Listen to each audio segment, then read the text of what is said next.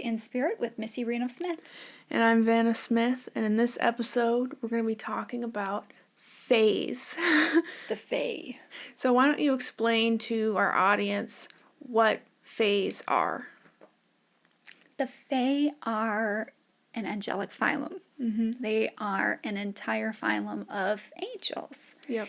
And most people don't consider them a phylum. Yeah. Most people don't consider them angels. Because they're in our world, like, very much like, you think of like Tinkerbell, you know? Like, you think of something that's like just like a little mythical being and not an angel. Yes. Yeah. Fae, fairies, Mm-hmm. elves, dwarves, all of these creatures came from the Fae. Yeah. They are inspired by Fae. Mermaids are inspired by the Fae. Really? Yeah, because there are Fae that go in water. Wow. So they are an entire phylum of angels, and most people only recognize 9 phylum of angels. I recognize 12. Yep. Because God recognizes 12. Yeah. That's why I recognize 12. So we just have it wrong here on Earth. We just forgot to include the Fae, the elementals, and the ones that I call luminaries. Yeah. Other people have other names for those ones. But so the Fae are very interesting. They are smaller than us in size, and that's why we think of little teeny tiny Tinkerbells when we think of them. They are smaller. Yeah. So, yeah. And some of them do have pointy ears. Yeah. Not all of them. Some They're of them like elves. yeah. So that's where that comes from. It comes from something real. Just like dragons. Dragons are inspired by the seraphim phylum. Yeah. So, so the Fae have something in common with dragons. Every single culture on Earth has dragon lore. Yep. Every single culture on Earth has fairy lore. Yeah.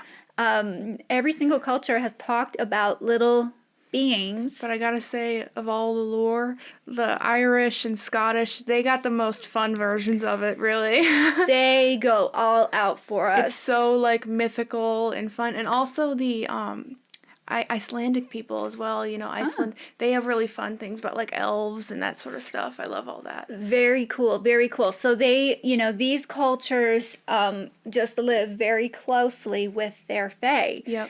And they, the more you recognize, the better you relate to, the better you receive from. That's how I always put it. So recognizing this phylum, recognizing what they do, you can bring them into your life.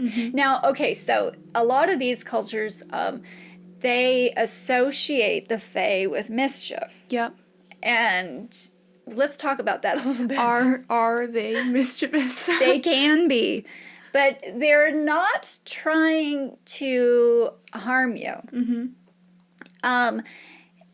One of their jobs, maybe we should bring this back a little bit, talk about what they do, I guess. Yeah. They are all about the living. Yeah. They are caretakers of life. And life in all things, that includes us, right? We're living beings, right? All animals are living beings, but so too are plants, So they are caretakers of life. And if we are going to be harming life that shouldn't be harmed, they might do some things to stop us. So what would, like, an example of that be? Would it be like a hunter is trying to kill a deer or something and they might try to step in? Or is it where someone is messing with plants or like... They understand the circle of life. Yeah. Okay. This planet is here for us. God created this planet for us. That's you and I. All people. Me and you and I. All people. And so we are supposed to use the resources of this planet, whether it be plant life, whether it be animal life, they are here for us, but we need to be respectful. Yep. If we're not being respectful, or if we're getting in the way of something that we're not supposed to get in the way of. For example, a lot of people talk about that airport. Yep. There's an entire airport that was being built. It was built, and it was completely abandoned. This was in Ireland? Europe, somewhere around there. Somewhere there. They built it on a ferry mound. They built it on a ferry mound is a portal space where they go back and forth between dimensions. They tend to occupy a very specific dimension. This is where they live. It's where they kind of do their work, but they come in and out of, they go to multiple dimensions, not just ours. We see them in heaven, that dimension. We can go to their dimension. Time moves very slowly there. But a mound is a space where they're coming in and out of. Very important things are happening. Do not mess with these places, and so some developers tried to put an airport on one, and you just can't do that. You can't mess with the face. You can't mess with them. Yeah, if they're going in and out, they're, especially if you've got airport traffic. Oh my God, that's the worst thing to put on a ferry mount. And so they abandoned. They abandoned this entire project. They built the airport and then abandoned it because so much mischief was happening. And, so they had to do what they had to do to protect their location. So they were like messing with the planes and messing with the technology. Planes, I don't even think the planes got to take off. They never even opened this airport. We need to look into it a little bit more.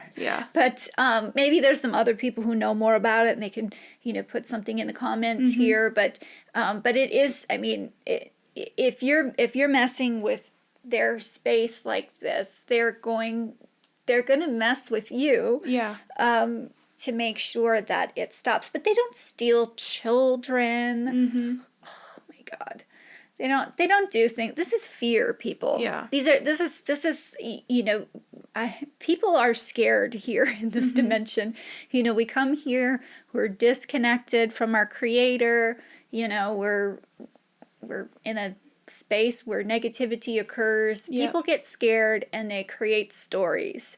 And these stories, they're not. But there is some I think kind of pros to stories like that too. Like sometimes, parents would use it like way back in the day of like, oh, don't stay out after dark, kids, but won't tell them that, oh, you might get kidnapped, but oh, you might get kidnapped by a fairy, a fae, they might come and take your children.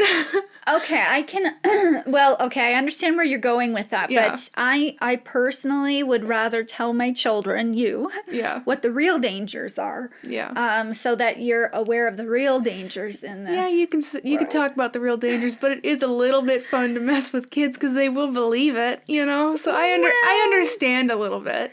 Yeah, it's not right, but it's not right. It's not right. No, I do understand why people use stories to teach lessons. Yeah. But in this particular case, I think I would rather just tell you the real danger rather than have you scared. That an angel of all things is going to come and hurt you. Yeah. An angel's not going to hurt you. Like I said, these guys, they might get a little, they might mess with you just a little bit to make you move or to, to stay away. If you're getting too close to one, time moves differently. If you move through that dimension, you could come back, 10 years might have gone by and you're only gone an hour. So it is like years compared to their hours? Yeah. Wow. Yeah, time is very different, and you don't want to mess with that. So if you're getting too close, they might turn you back. Just like I got turned away from that place, that dark place. Yeah. And, that the angels can be gatekeepers where we need to be kept out of. For those who might not have listened to that episode, in our Dark Spirits episode, we talked about my mom was young and went kind of traveling around heaven, and she encountered a spot she shouldn't have. Yeah, I used to do a lot of astral travel, and I was going, I think as a kid, if you're connected, you tend to do that a lot when you're a kid. You're very curious, and you can, so you do, and I found the way into that dimension. Yep. And they said, "Nope, Missy, you need to go back." Leave now. So I've never found a fairy mound, so I've never seen that, not with my own two eyes. But where are the fairy mounds located? Where can you find one? On every single continent, including Antarctica. Including Antarctica. Yes, they are on every continent. Do the people that work in Antarctica know about these fairy mounds? It's probably unlikely that they have come close. No. And I think that the majority of people would miss it. Mm-hmm. I think that the majority of people aren't sensitive enough to... I think most people would miss it. Yeah. I just do. I don't know. I think it's in order to slide through, mm-hmm. I think you have to be in tune. Yeah. I really do. I think you have to. So someone like you could possibly slide in there? Yeah, but I mean, I think you probably could too. Yeah. I mean, I think a lot of people in this world could, but I think the average person would probably not. So I don't think that they have to be worried about absolutely everybody, but I'd love to go into a fairy mound, but I'd be worried about that time difference. Yeah. Because if I'm in there what seems like an hour for me, and it's 10 years out here, that's that's a lot of time lost. That's a lot of time lost. But hey, you know what? I'm thinking about it from my age. I'm thinking, damn, all my friends got older. Yeah. I stayed young. So I don't know. Maybe I wouldn't mind that. But you'd miss out on 10 years of my life, Mama. Come on. You got to see my next 10 years. They're probably going to be really exciting. But then I get to stay 10 years longer, and I look good. You get to stay 10 years longer, but you've missed 10 years of important years. I guess you're right. Because all of your grandkids will probably be born in the next 10 15 years. Fountain of youth. So yeah. I'm just thinking of it from a different direction. Yeah. Come on. All right, you got to give me that. So bringing it back to the face, how can they, help us? Because, we've only talked about them being, mischievous and, kind of messing with us, but how do they help us? Because clearly there's got to be some sort of reason why God put all these, fairy mounds here on Earth, how does that help us? Yeah, I mean, they're here to do God's work. Mm-hmm. They're here to help us. They're here to be caretakers of life, including us. And so if we need help, they can come in and help. Mm-hmm. I think that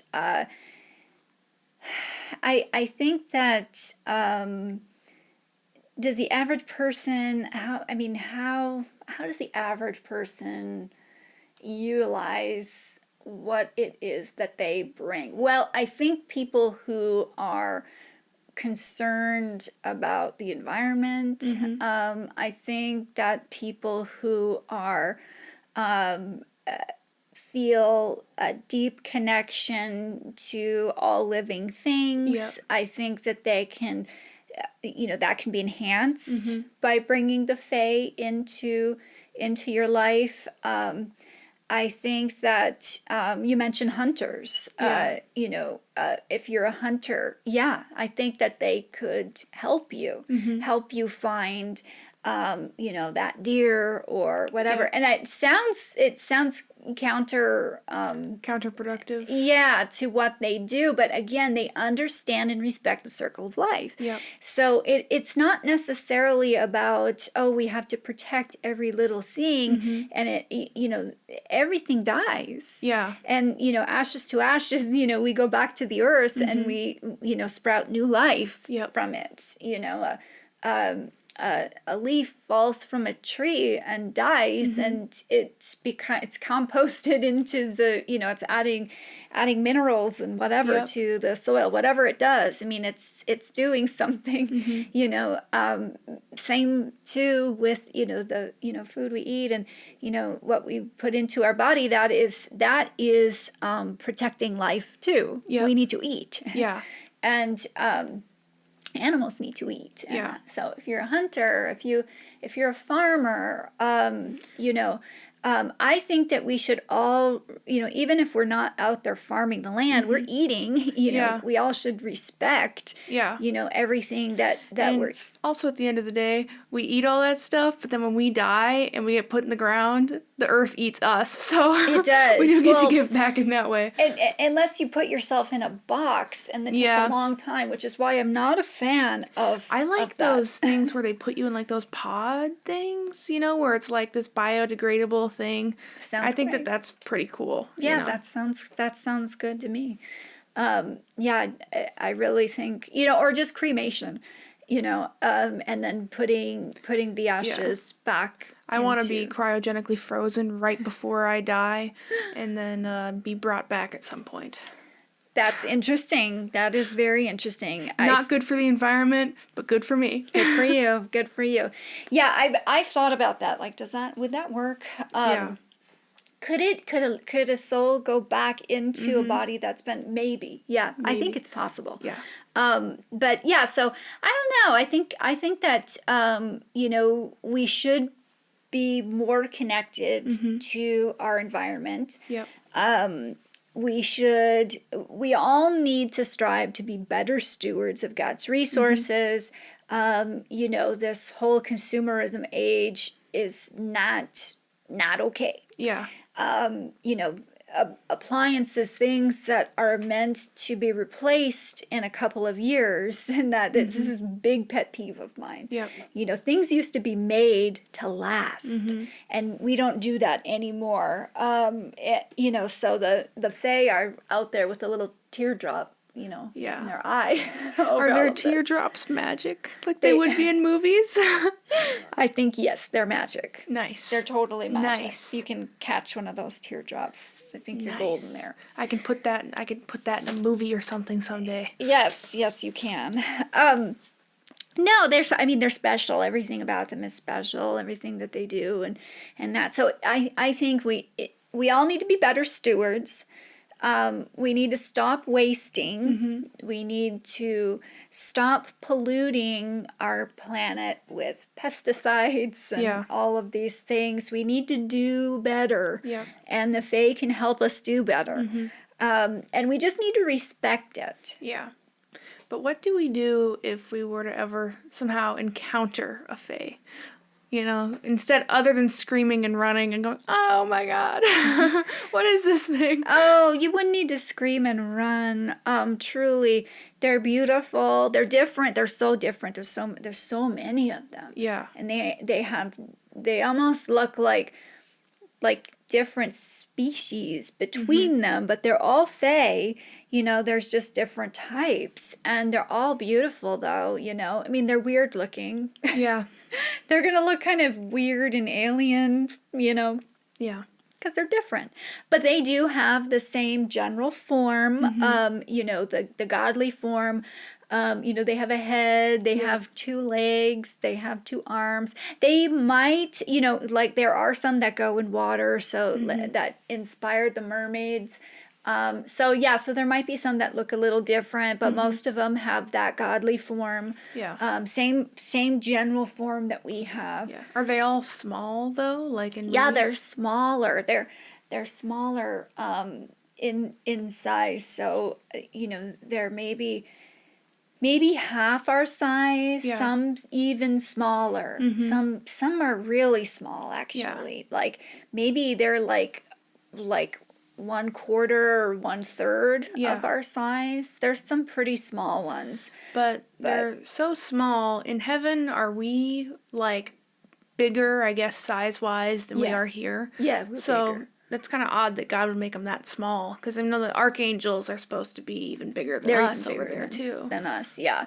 And they're and even in comparison to us in heaven, they're bigger than us, yeah.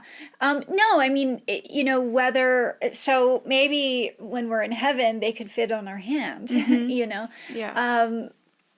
That's big enough. Yeah. That's big enough, You could put one in your pocket or something and carry it around whenever you need a fae. Yeah, totally. I think that they're big enough for what they do. Yep. We all have a purpose. Could they suddenly appear larger if they needed to be? I think so. They too have been known to shapeshift into animals and things if needed. Yeah. There's a lot of angels that I've seen shapeshift. Yeah. And so they can kind of do and be whatever they need to do whatever it is they're trying to do, whatever God needs them to do. So they can change if they need to and that. But do they use wands like in movies? No? Not, I have not, I have not seen them waving a wand to make something happen. No, I have not seen that. Could they carry one ceremonially? Yes, sure, absolutely. But are they out there like, bibbidi bobbidi boo? Bibbidi bobbidi boo. No, I have not seen that. Would be awesome. It'd be pretty cool. Be pretty cool if they did. Yeah. I'd love to see. Prove me wrong. I'm putting this out there to the fae. I haven't seen it. If you do it, show it to me. Yeah. I'd like to see. No, I haven't seen them doing that, but it would be really cool. That'd be really cool. What is their world like? Like, what does it look like? Because they're kind of in their own dimension, separate from the, like, heavenly dimension thing, but they can go around everywhere, right? So what does their world look like? Well, their dimension is large. It has the sort of an altar Earth and altar all the other planets as well for where they work, so that they can go in and out. It's just like our planet. The altar Earth there is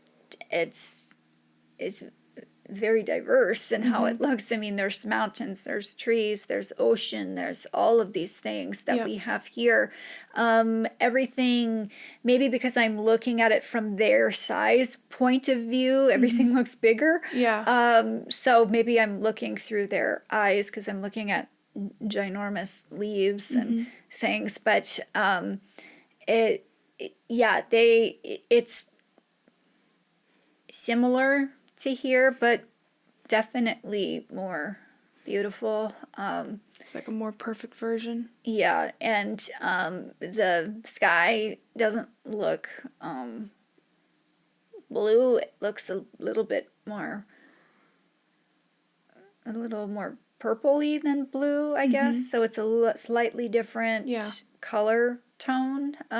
So their ocean is slightly different too, as well. A little more purple than blue. I'd love to swim in a purple ocean. That'd be cool. Yeah, that'd be really cool. There's in heaven there's some pink oceans, and so I'm actually working on some artwork to show these pink oceans and pink skies and that. It's just one particular location over there, but there are places that just look a little different. Yeah. So, so they live in that space. It's just an entirely different dimension. Yep. That's where they live their life and, peace and harmony and, Peace and harmony. And one of their jobs is to make sure that the holographic universe is functioning. And, this place is, it's a simulation. Yep. So it's different. We are in the Matrix. And so, what they're doing is they're tweaking the code, and so that everything can move. But there is life here, even though it's a simulation. I mean, it is a form of life. Yeah. Everything, this place is made of God. The God particle and all of that. I mean, it's all here, it's all, God's light and energy is in everything. So it's not, I'm not trying to say that, it's fake. Yeah. Per se. I mean, it's a simulation, but there is life here, and it's made by God. It's, and it is to be protected and respected, and they help with that. Yeah. They help the circle of life. They keep everything going. Circle of life. So that's what they do. And I do, I mean, they're not the type of angel that I feel the need to call upon. Yeah. Very often. I do a little bit, like I said, I get so angry about the way that we live. I feel like maybe I'm triggered because it was just Christmas recently. Yeah. And you're walking through the stores and you see all this crap that's gonna, like we're gonna use it for a short time and then it's gonna go into a landfill. And yeah. It just really, it bugs you. Yeah. Yeah, it bugs me. So I don't know. That's just one of the things that I feel like we need our help with, is to be better stewards of God's resources and that. And, so I don't know. So I think that, they're not the type of angel, again, that like most people are going to find a lot of things to call upon. And, it just depends on what you do in this world. Yeah. If you do anything that has to do with, the earth and tending to the earth somehow. If you just care about the earth, we all should. If you care about, this place that you live and that they can help. They can help. Yeah. They can help. Well, I think that's all the time we have. Thank you for joining us. Yeah, thank you for talking about this the weird, phase, weird topic, but yeah, they're very different, and I'm sure we'll talk about them again. If people have questions, put it in the comments. Let us know what you want to know about the Fae. Yep. Have you seen one? Yeah. Have you stumbled upon a mound? Yeah. Did you come back and it was 10 years later? What happened? Tell us. We want to know. But thanks for joining us. Remember that God loves you, and I'm sending angels your way. If you'd like to learn more about Missy Reno Smith, please visit MissyRenoSmith.com to book a reading and purchase her artwork. You can find the In Spirit Podcast on TikTok, X, Instagram, Facebook, and wherever you stream your podcasts.